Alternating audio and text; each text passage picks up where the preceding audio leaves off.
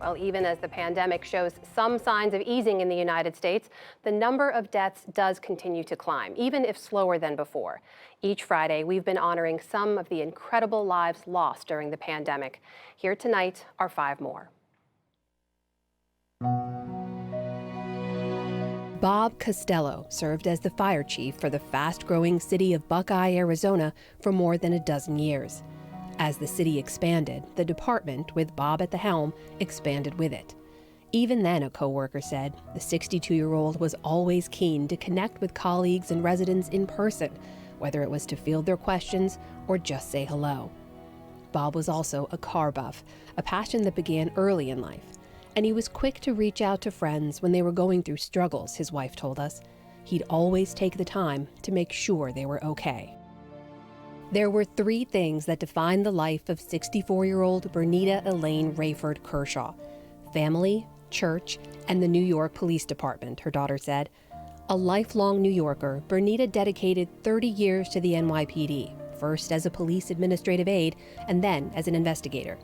She took great pride in her job and enjoyed helping friends, relatives, and even strangers find careers within the department. Described by her loved ones as silly, vivacious, and resilient, Bernita was a loving partner to her soulmate Edwin and a devoted mother and grandmother. Serving and celebrating the Native American community in Chicago gave Angel Salas a sense of pride and purpose, said his son. The 70-year-old elder was a healer and a recognized chief of the Lakota tribe. A Vietnam Army veteran, Angel cared deeply about honoring other Native vets for their service.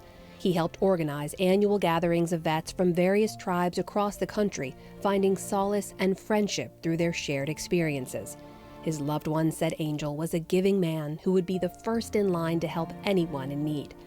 Angel shared his love of Native traditions with his 9 children. Throughout her life, 89-year-old Jane Spear Brooke relished seeking out new challenges. Around the time the first of her children left for college, she returned to school as well, earning both her bachelor's and master's degrees while in her 40s. Jane also took up skiing at 57, and over the years, the active church and hospital volunteer from Georgia proved to be a prolific gardener. She passed on her love of plants and flowers to her 5 children and her many grandchildren and great-grandchildren. Above all, retired Lieutenant Colonel John Sloan aspired to a career in service, his brother said. It's why the former munitions officer and Vietnam veteran joined the U.S. Air Force and stayed for more than 2 decades. It was also why John, when he retired from the force, made a second career as a university development officer.